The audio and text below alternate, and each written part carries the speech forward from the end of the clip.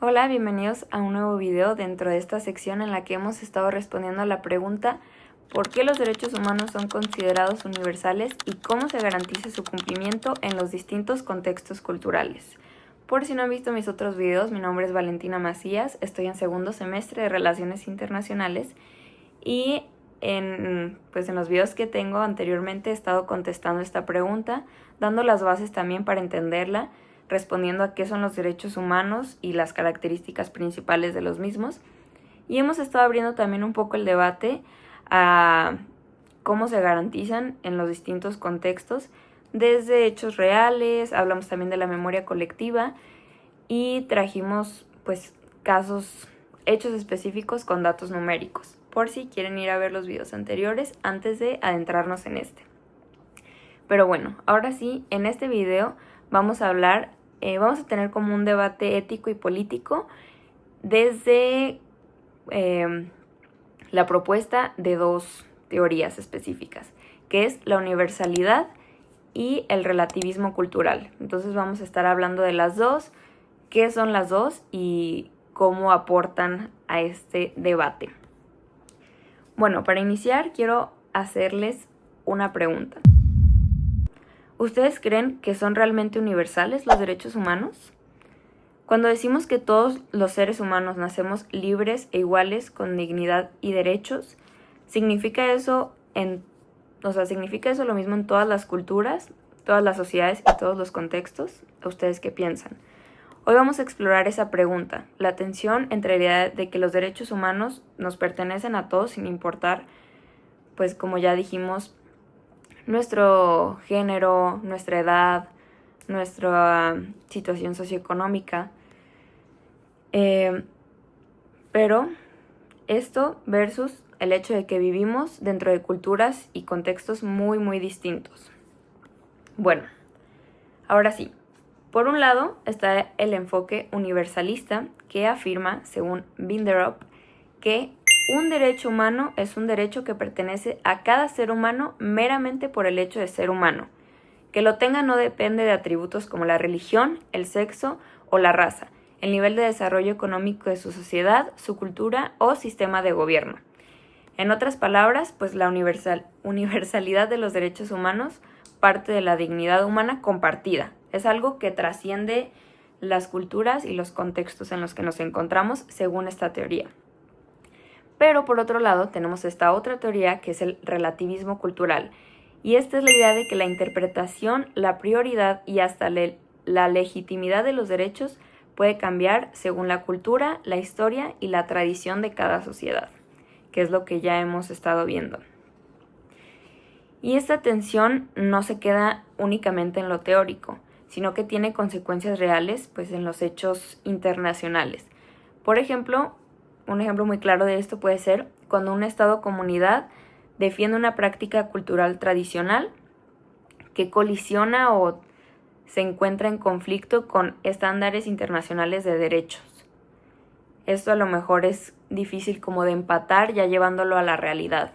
Entonces, ¿cómo podemos pensar los derechos humanos como universales sin ignorar toda esta diversidad cultural? O incluso imposiciones de una visión occidental sobre las culturas, que esto ya sería meternos como...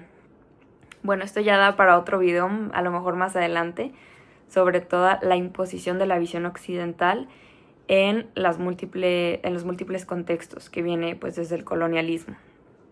Pero bueno, específicamente en este video voy a darles algunos ejemplos y vamos a tener como una reflexión breve sobre todo esto que estamos mencionando.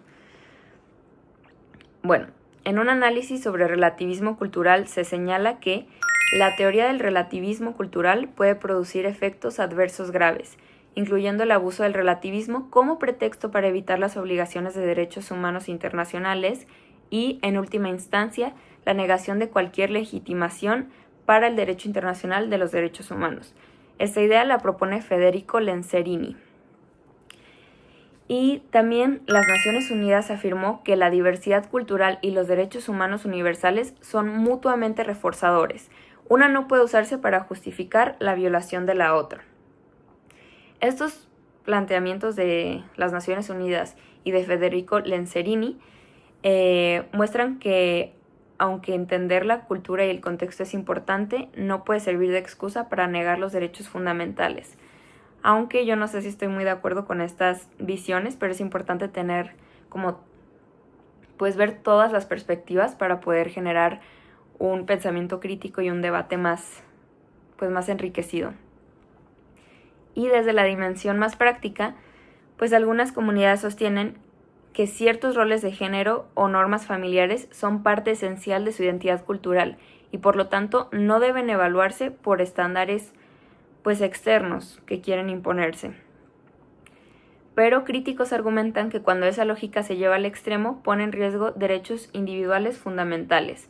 Entonces, en resumen, está como este debate entre defender y preservar a lo mejor todas estas costumbres, tradiciones, prácticas culturales que pueden chocar muchas veces con esta visión pues occidental, un poco colonialista, de cómo se tienen que vivir los derechos humanos y cómo tienen que ser los individuos en general. Y no meramente en su individualidad, sino también en sus relaciones con toda la comunidad y todo el contexto local, estatal e internacional.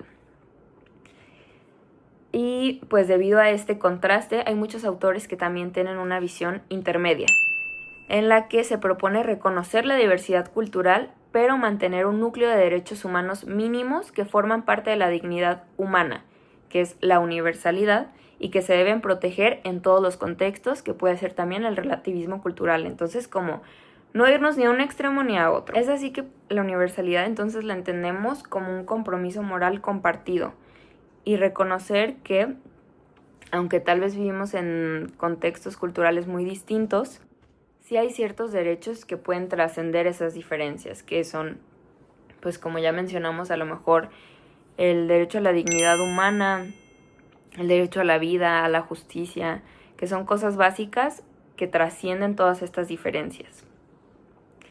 Entonces esta universalidad tiene que interpretarse con sensibilidad. Tiene que haber un diálogo intercultural que permita adaptar los mecanismos de garantía al contexto sin que la cultura sea excusa para negar derechos. Entonces, pues sí, llegar a este punto en el que se puedan encontrar las dos visiones. Siento que eso es como lo más importante de todo. Lograr no solo quedarnos con una perspectiva única, sino poder, pues, no fusionar, pero sí tener un encuentro entre estas dos visiones para poder a lo mejor tener mecanismos que garanticen estos derechos básicos sin perder también la visión de las distintas culturas y los contextos. Y la distancia entre la teoría y la práctica muchas veces pues es la voluntad política, los recursos, la educación en derechos humanos y la cultura institucional de cada país, que eso pues también tiene que ver mucho con el contexto. Para cerrar, pues los derechos humanos son universales, no porque todas las culturas sean iguales ni porque todos los individuos o humanos seamos iguales, sino porque todas las personas tenemos dignidad, valor y derechos inherentes. Entonces, pues los invito a reflexionar sobre qué significa para ustedes que los derechos humanos sean universales en su contexto y cultura y pues en su comunidad específica, y cuáles pueden ser a lo mejor los desafíos de esta universalidad. Gracias por acompañarme y por ver este video, y en el próximo video vamos a analizar sobre los mecanismos, los organismos y los estados y su papel dentro de la garantización de estos derechos. Entonces, nos vemos en el próximo video.